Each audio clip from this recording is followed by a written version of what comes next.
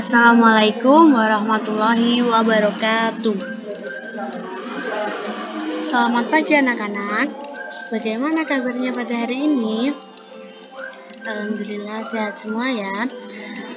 Pada pertemuan hari ini kita akan membahas tentang zakat fitrah. Dan sudah tahu apa itu zakat fitrah? Kita belajar ya sama-sama apa itu zakat fitrah, waktu pembayarannya kapan, tata caranya bagaimana, yang dizakat itu apa. Kita belajar, disimak baik-baik ya. Yang pertama, pengertian zakat. Nah, secara bahasa, zakat itu berasal dari kata Arab yaitu zakah, yang berarti membersihkan dan mensucikan. Kata fitrah berasal dari kata Arab fitroh, yang berarti kejadian atau fisik atau badan. Jadi, zakat fitrah secara bahasa itu mempunyai arti membersihkan fitrah atau fisik atau badan. Nah, secara sempitnya, secara bahasa itu zakat itu berasal yaitu artinya membersihkan. Nah, tadi kan secara bahasa. Nah, sekarang secara istilah, zakat fitrah yaitu memberikan harta yang berupa makanan pokok yang diserahkan kepada golongan atau orang yang berhak menerimanya dengan syarat-syarat tertentu. Nah, hukumnya zakat itu menurut dalil Al-Quran dan hadis yaitu fardu ain atau wajib bagi semua orang Islam. Nah, waktu pembayaran zakat fitrah yaitu ada 5 waktu wajib, yaitu sejak terbenamnya matahari pada akhir bulan. Yang kedua, waktu haram yang tidak diperbolehkan, yaitu membayar zakat fitrah setelah terbenamnya matahari pada hari raya Idul Fitri. Nah, yang ketiga ini waktu sunnah atau waktu afdol, yaitu sesudah sholat subuh tanggal 1 Syawal sebelum sholat Idul Fitri. Yang keempat, waktu mubah atau waktu yang diperbolehkan, yaitu sejak tanggal 1 Ramadan sampai dengan akhir bulan Ramadan. Dan yang terakhir, waktu makruh. Ini jika dikerjakan tidak mendapatkan pahala, jika tidak dikerjakan juga tidak mendapatkan pahala, yaitu sesudah sholat Idul Fitri sebelum terbenamnya matahari pada tanggal 1 Syawal. Nah, tadi ya waktu pembayaran itu ada 5, yaitu waktu wajib, waktu haram, waktu sunnah, waktu mubah, dan waktu makruh. Nah, sekarang orang yang wajib dan tidak wajib menerima zakat. Orang yang wajib menerima zakat itu ada 8, yaitu yang pertama itu fakir.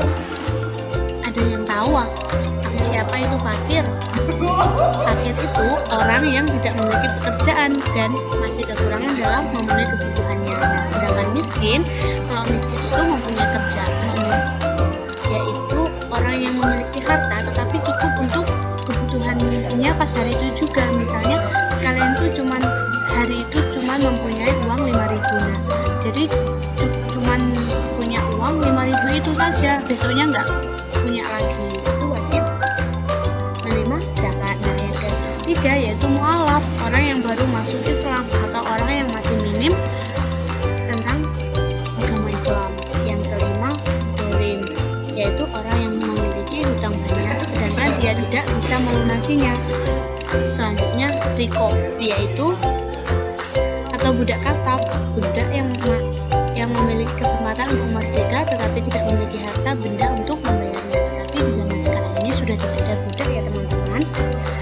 Selanjutnya yaitu fisabilillah, orang-orang yang berjuang di jalan Allah sedangkan dalam perjuangannya tidak mendapat gaji dari siapapun. Nah, yang terakhir yakni ibnu sabil, yaitu orang yang kehabisan bekal dalam perjalanan sehingga sangat membutuhkan bantuan.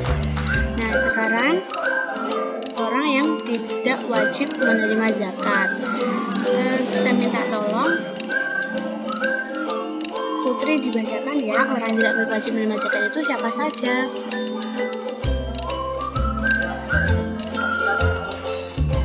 Terima kasih Putri. Nah, sekarang orang yang tidak wajib menerima zakat itu dijelaskan ya. Yang pertama itu orang kaya, orang yang memiliki banyak harta.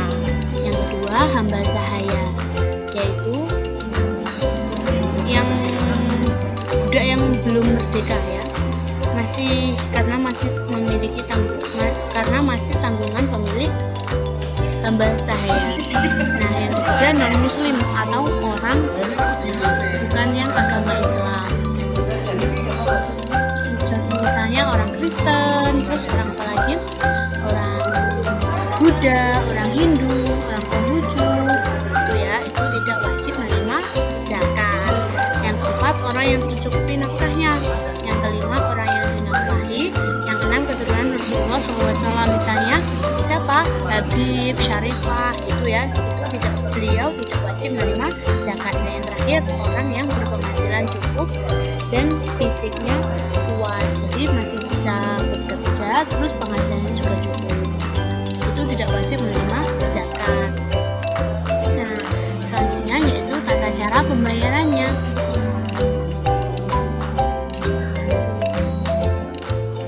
Yaitu kita memilih makanan pokok dari jenis bahan makanan yang terbaik, yaitu apa? Beras. Nah, yang kedua, kita takar sesuai dengan ketentuan yang ada, yaitu bila menggunakan takaran literan, maka gunakan ukuran yang standar, tidak terlalu kecil, kita ambil 3 liter atau lebih. Bila menggunakan timbangan, pastikan timbangan tersebut normal sehingga berat beras tidak kurang dari 2,5 kg. Selanjutnya, orang yang mengeluarkan zakat wajib niat. Contoh lafalnya zakat untuk diri sendiri yaitu seperti ini ya. Ibu minta tolong ibu bacakan, nanti kalian ikuti ya. Bismillahirrahmanirrahim. Nawaitu al-ukhrija zakatul fitri an nafsi fardhu lillahi ta'ala. Artinya dibaca bareng-bareng ya. Aku niat mengeluarkan zakat fitrah untuk diri sendiri wajib karena Allah Ta'ala. Nah, adapun bila mengeluarkan zakat untuk keluarga atau orang yang dinafkahi, maka lafal niatnya yaitu dibaca ibu terlebih dahulu, nanti kalian lagi ya. Bismillahirrahmanirrahim. Nawaitu an ukhraja zakatul fitri an nafsi. Nah, tadi di sini bedanya, kalau an nafsi tadi langsung fardhu lillahi ta'ala, kalau untuk orang lain itu disebutkan untuk siapa, misalnya an nafsi Bapak Slamet fardhu lillahi ta'ala. Terus artinya aku niat mengeluarkan zakat fitrah untuk tadi Bapak Slamet, terus wajib karena Allah Ta'ala. Selanjutnya, makanan pokok beras kita berikan langsung kepada yang berhak atau diserahkan kepada panitia baik di masjid atau lainnya. Nah, di sini siapa yang sering ikut orang tuanya zakat? Kalau diperbolehkan ikut juga nggak apa-apa ya, biar bisa tahu caranya pembayarannya zakat itu gimana, terus niatnya juga bagaimana.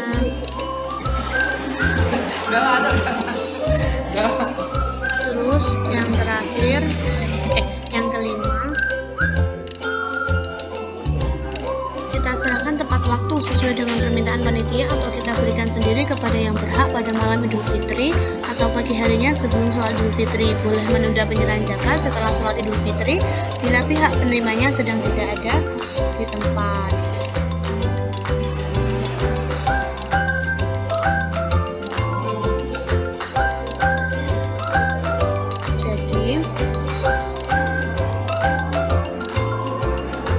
Menyerahkannya sesuai waktunya tadi, yang ada 5 tadi, apa? Waktu sunnah, waktu wajib, waktu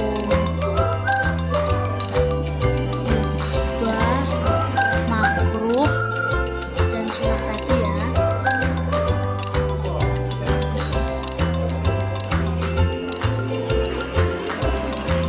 Selanjutnya, panitia menerima zakat. Nah, ini panitianya juga doa.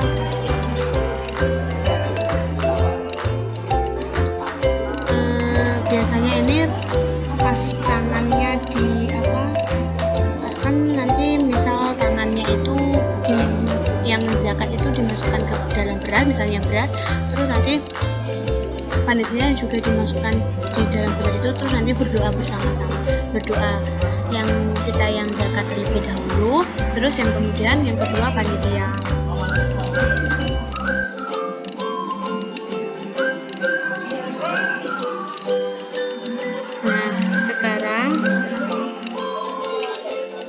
Yang terakhir yaitu panitia bertanggung jawab membagikan kepada yang berhak menerimanya.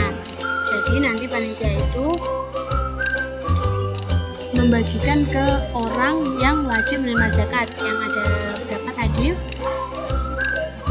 Ya, yang fakir, miskin, mu'alaf, ibnu sabil, gorim, rikob, dan lain-lainnya. Sampai di sini ada pertanyaan? Belum, kita lanjut ya. Nah, rukun dan syarat zakat fitrah. Dalam pelaksanaan zakat fitrah, seseorang itu harus memenuhi rukun-rukun. Rukun-rukunnya ada berapa teman-teman? Ya benar, ada 4. Pertama itu niat yang kita bacakan tadi ya. Nah, yang kedua itu muzaki, orang yang mengeluarkan zakat. Nah, siapa orang yang mengeluarkan zakat? Kita. Terus selanjutnya orang yang menerima zakat. Orang yang menerima zakat tadi, mustahil itu tadi yang kita sebutkan di atas tadi. Selanjutnya barang atau makanan pokok yang dizakatkan. Jadi ada barangnya. Jadi yang pertama itu niat, terus ada orang yang zakat, ada orang yang menerima zakat, dan ada barangnya. Syaratnya yaitu menemui tenggelamnya matahari di akhir bulan Ramadan. Yang kedua, memiliki makanan pokok lebih dari kebutuhan di malam hari raya dan di siang harinya, baik untuk dirinya sendiri maupun keluarganya serta orang yang wajib dinafkahinya. Yang terakhir, niat mengeluarkan zakat untuk dirinya, keluarganya, dan orang yang dinafkahinya. Nah, sekarang barang yang wajib dizakati dan takarannya, yaitu yang pertama itu emas dan perak. Nisabnya untuk emas itu 20 dinar teman-teman, yaitu senilai dengan 85 gram emas murni. Sedangkan perak itu 200 dirham, yaitu 675 gram perak. Jadi, semisalnya kita itu sudah mempunyai emas dan perak sejumlah yang disebutkan tadi dan sudah mencapai 1 tahun, maka sudah wajib zakat sebesar 2,5%. Nah, yang kedua, harta perdagangan. Nisab barang yang dagangan adalah setara dengan nisab emas, yaitu 2,5%. Setelah perdagangan berjalan 1 tahun, uang kontan yang ada ditaksir, kemudian jumlah yang didapat dikeluarkan zakat sebesar yang ada ditentukan. Jadi misalnya orang tuanya itu punya dagangan itu kalau sudah 1 tahun itu, kalau sudah berjalan 1 tahun terus sudah melampaui nisabnya tadi, itu wajib berzakat. Nah, yang ketiga harta pertanian, yaitu sebesar 5 wasok. 5 wasok itu berapa teman-teman? Setara dengan 750 kg. Nah, misalnya jagung, gandum, ini misalnya orang tuanya punya jagung, terus punya buah-buahan seperti jeruk, terus stroberi, terus kalau sudah sudah memenuhi tadi 5 wasok itu wajib berzakat. Nah, terus yang terakhir yaitu binatang ternak. Binatang ternak itu yaitu misalnya contohnya kerbau dan kuda, itu disetarakan dengan nisab sapi, yaitu 30 ekor. Ada yang punya kerbau dan kuda banyak, jangan lupa ya untuk berzakat orang tuanya. Terus kambing atau domba yaitu 40 ekor, nisab unta itu 5 ekor. Artinya bila seseorang memiliki 5 ekor unta, maka ia terkena kewajiban berzakat. Jadi kalau sudah punya kambing atau domba 40 ekor itu wajib zakat. Kalau sudah punya sapi 30 ekor itu juga wajib zakat. Ada yang sudah pernah ketemu unta?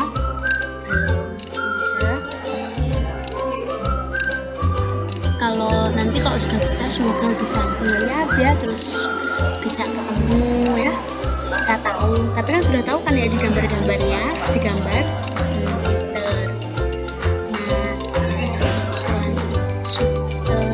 Tidak terasa ya materi sudah sampai di terakhir, sudah Ibu jelaskan. Semoga yang Ibu sampaikan bermanfaat, semoga kalian mengerti. Dan jangan lupa tugas rumahnya halaman 5 dikerjakan ya di rumah, minggu depan dikumpulkan di meja Ibu.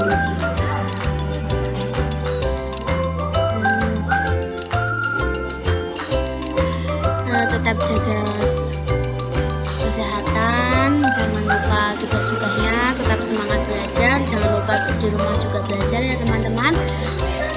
Untuk mengakhiri pembahasan pelajaran pada pertemuan ini, marilah kita membaca hamdalah secara bersama-sama. Alhamdulillahirabbil alamin. Jika ada kurang dan lebihnya, Ibu mohon maaf. See you next time. Ibu akhiri. Wassalamualaikum warahmatullahi wabarakatuh.